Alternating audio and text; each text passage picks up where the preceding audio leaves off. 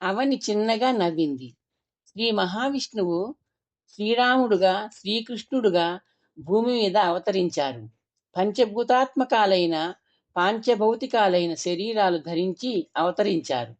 ఆనందాలు, ఆవేదనలు, ఆకలి, జర, రుజ అంటే ముసలితనం, వ్యాధి ఇలాంటివన్నీ అనుభవించారా లేదా? చివరికి మరణించారా లేదా? ఆలోచించు.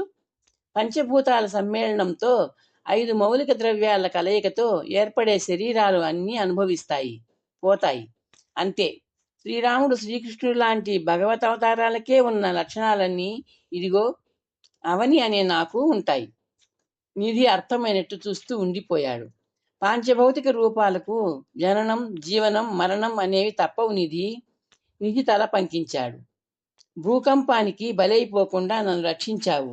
అందుకు ఒక కారణం చెప్పావు. ఆ సమాధానం నాకు సంతృప్తి కలిగించలేదు. ఎందుకంటే భూకంప ఫలితంగా రాత్రి చాలా ప్రాణులు అంతరించిపోయి ఉంటాయి. వాటినన్నింటినీ ఎందుకు రక్షించలేదు? అవని నవ్వుతూ తల మెప్పుగా పంకించింది.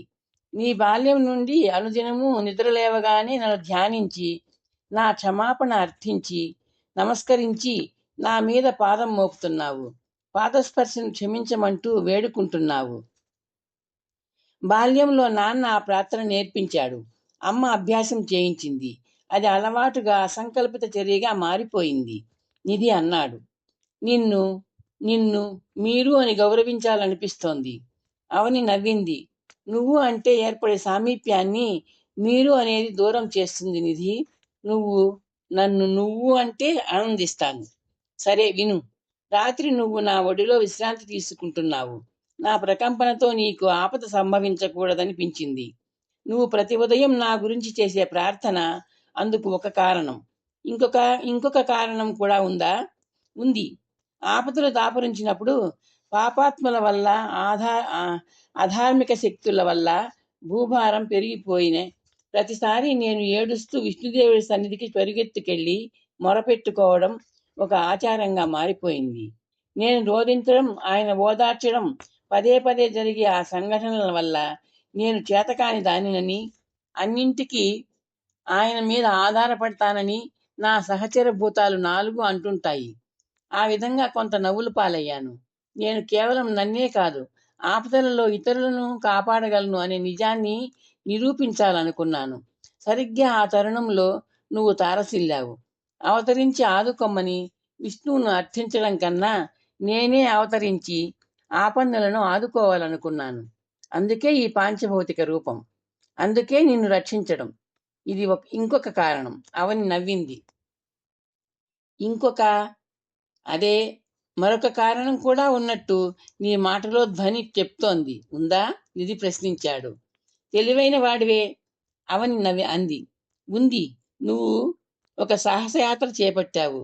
నా మీద అంటే ఈ భూతాల మీద ఇప్పటి వరకు ఏ మానవుడు తలపెట్టని సాహసం అది. మనుషులు అష్టైశ్వర్యాల కోసం ప్రయత్నించారు కానీ నవనిధుల కోసం ప్రయత్నించలేదు. ఆ సాహసంలో నీకు సహాయం చేయాలని నాకు అనిపించింది. మరొక కారణం ఇదే. నిధి ఆశగా, ఉత్సాహంగా చూశాడు. అయితే నీ అద్భుత శక్తులు నాకు అందిస్తావన్నమాట. భలే.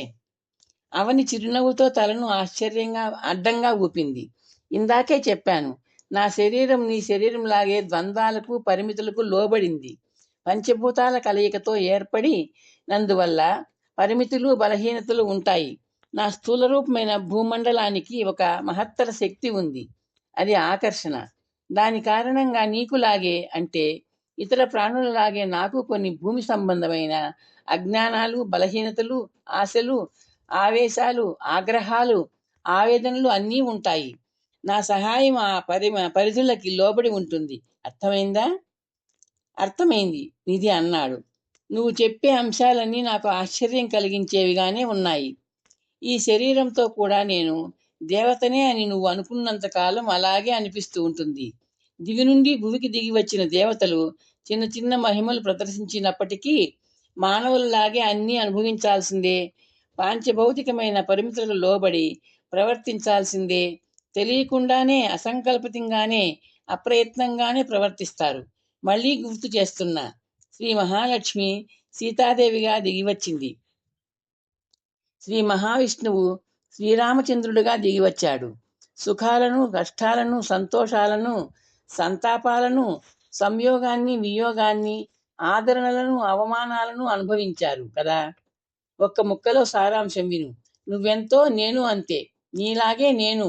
అవని ముగించి నిధి వైపు అర్థమైందా అన్నట్టు చూసింది. పరిమితులకు లోబడే అయినప్పటికీ నాకు నువ్వు సహాయం చేస్తానన్న మాట నాకు కొండంత ధైర్యాన్ని ఇస్తోంది. మనిషికి మనిషి తోడు చాలు, నిధి అన్నాడు.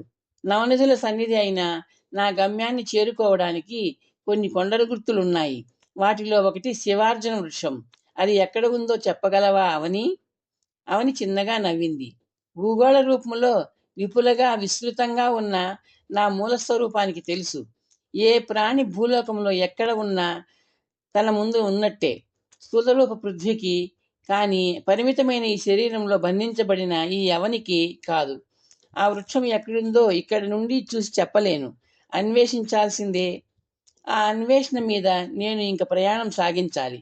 నిధి పైకి లేస్తూ అన్నాడు. నీతో పాటు నేను కూడా. అవని పైకి లేచింది. నిధి స్పందనను గ్రహించినట్టు పచ్చిక రుచి చూడ్డం మాని అతని దగ్గరగా వచ్చింది వాయు. నిధి అవని వైపు ప్రశ్నార్థకంగా చూశాడు. ముందా వెనక? నువ్వు ముందు, నేను వెనుక. నిధి మారు మాట్లాడకుండా అశ్వం మీదికి చేరాడు. అవనికి తన చేతిని ఊతగా అందించాడు. అవని అతని వెనుక గుర్రం మీద సర్దుకుంది. శ్వేతాశ్వం పరుగు ప్రారంభించింది. నదికి సమాంతరంగా ఆ ప్రయాణం సాగుతోంది. నదిలో నీటి చుక్క లేదు. భూకంప ప్రభావంతో పైభాగాన ఎక్కడో నది చీలికతో ఏర్పడిన అగాధంలోకి అంతర్ధానమైపోయింది. వాలుగా ప్రవహిస్తున్న నీళ్లు ప్రవహించుకుపోయి నది నిర్జలమైపోయింది. నీకు ఆగ్రహం వస్తే, నీకు అంటే నీ స్థూల రూపానికి, భూగోళానికి భయానక ప్రళయమే. నిధి గుర్రాన్ని వేగంగా పోనిస్తూ అన్నాడు. నిన్ను, నీ మౌలిక రూపాన్ని భూమాత అంటారు మా మానవులు. అమ్మకు ఇంత ఆగ్రహం తగునా? అవని చిన్నగా నవ్వింది. నాకు ఎన్నో పేర్లున్నాయి. వాటిలో సర్వం సహా అనేది ఒకటి. సర్వాన్ని సహించేది అని అర్థం. అన్నింటినీ సహనంతో భరించేది అని అర్థం.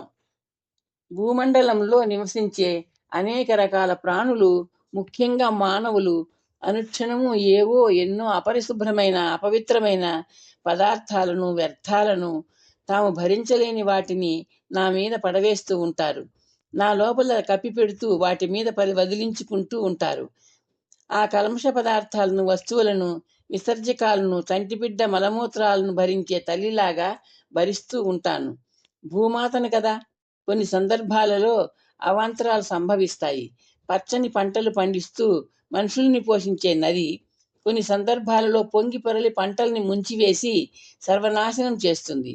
ఇలాంటి విపరీత పరిణామాలకు మానవ ప్రవర్తన కూడా కారణమవుతుంది తెలుసా? నిధి తల పంకిస్తూ అన్నాడు. ఇలాంటి అవాంతరాలను ప్రకృతి వైపరీత్యాలంటారు కదా. మానవుల వికృతి కూడా ప్రకృతి వైపరీత్యాలకు తోడవుతూ ఉంటుంది. దానికి కారణం ఏమిటో తెలుసా? ఈ సువిశాలము, విస్తారము అయిన చరాచర ప్రకృతిలో తాను కూడా ఒక భాగమే అని మనిషి అనుకోడు. ప్రకృతి కంటే తాను ప్రత్యేకం అనుకుంటాడు. ప్రకృతి చాలా సామాన్యమైనదని, తను అసామాన్యుడని, తన వ్యక్తిత్వం విశిష్టమైనదని, విభిన్నమైనదని భావిస్తాడు. నువ్వు చెప్తుంటే నిజమే అనిపిస్తోంది అవని, నిధి అన్నాడు. నిజమే మరి. చూసావా, నాకు ఆకలేస్తోంది అవని అంది. నాకు కూడా. భూకంప ప్రాంతాన్ని దాటినట్టు ఉన్నాం. ఎదురుగా దట్టంగా ఫలవృక్షాలు కనిపిస్తున్నాయి నిధి అన్నాడు. త్వరగా పద అయితే అవని అంది. శ్వేతాశ్వం వాయువు తన పరుగులో వేగం పెంచింది. కొబ్బరి చెట్లు చూసావా? ముందుగా తీయటి కొబ్బరి తిందాం, తిన్నాక తీయటి లేత కొబ్బరి నీళ్లు తాగుదాం అవని అంది. అలాగే. నిధి గుర్రాన్ని కొబ్బరి చెట్ల సమీపంలో ఉన్న పెద్ద వటవృక్షం వైపు మళ్ళిస్తూ అన్నాడు. వటవృక్షం కింద వాయు ఆగింది. నిధి దిగి అవని దిగడానికి సహాయం చేశాడు. అవని పచ్చిక మీద కూర్చొని చుట్టూ చూసింది. అందమైన పచ్చటి ప్రకృతి అద్దంలో తనను చూసుకుంటున్నట్టు అనిపిస్తుంది ఆమెకు ఎందుకో.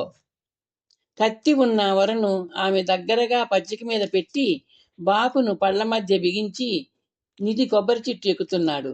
కాసేపట్లో బాగా ముదిరిన కొబ్బరికాయలు, ఆకుపచ్చ రంగులో ఉన్న లేత కొబ్బరికాయలు మెత్తగా చప్పుడు చేస్తూ నేల మీద పడుతున్నాయి. శ్వేతాశ్వం ఇద్దరిని అవలీలగా మోస్తూ సాయంకాలం నీరెండలో ఉత్సాహంగా పరిగెడుతోంది. ఆకలి తీర్చుకున్న అనంతరం సాగిన ప్రయాణం అంతా విశాలంగా ఉన్న పచ్చిక బయలులోనే. ఇప్పుడు పొదలు చెట్లు ప్రత్యక్షమవుతూ అరణ్య వాతావరణాన్ని కల్పిస్తున్నాయి. ఉన్నట్టుండి వాయు ఎత్తుగా పెరిగిన రకరకాల చెట్ల మధ్య మెలికలు తిరిగిన బాటలో పరుగెడుతోంది. బాట అస్పష్టంగా ఉంది. తరచుగా రాకపోకలు జరిగే మార్గంలా లేదు. రకరకాల వృక్షాలతో, పొదలతో, తీగలతో అరణ్యం క్రమంగా దట్టంగా రూపొందుతోంది. ఉన్నట్టుండి గుర్రం పరుగెడుతున్న కాలిబాటకు ఈ రెండు వైపులా ఎవరో క్రమపద్ధతిలో నాటి పెంచినట్లు తెల్ల మద్ది చెట్లు ప్రత్యక్షమయ్యాయి. ముఖం ఆకాశానికి అభిముఖంగా ఉండేలా ఎత్తితే గాని వాటి చిటారు భాగాన్ని చూడలేనంత ఎత్తుగా ఉన్నాయి మద్ది చెట్లు. చేయి వేస్తే జారిపోయేలా నున్నగా మెరుస్తున్నాయి అవి. ఆ ప్రాంతంలో ఆ అర్జున వృక్షాలు మరొక జాతి చెట్టును ఎదగనిచ్చినట్టు లేదు. తమ ప్రయాణం అర్జునవనం మధ్య అడవి చేరినట్టుంది. సంధ్యారాగం మసక చీకట్లను అవకాశం ఇచ్చే ప్రయత్నంలో ఉంది. రాత్రికి తమకు ఆహారాన్ని, నీడను, నీటిని ఇచ్చే ప్రదేశం కోసం చూస్తున్నాయి నిధి కళ్ళు. మలుపు తిరగగానే అతని అన్వేషణ ఫలించింది. అర్జున వృక్షాల అనుమతి లభించినట్లు కుడివైపున అరటి చెట్లు గుంపుగా ఉన్నాయి. రెండు మద్ది చెట్ల మధ్య సెలయేరు తేటగా పరిగెడుతోంది. సువాసనలు వెదజల్లుతున్న పువ్వులతో కనువిందు చేస్తున్న పొదరిండ్లు. నిధి వాయుని ఆపాడు. ఈ కథ మీకు నచ్చితే లైక్ చేసి, షేర్ చేసి, సబ్స్క్రైబ్ చేస్తారని ఆశిస్తున్నాను.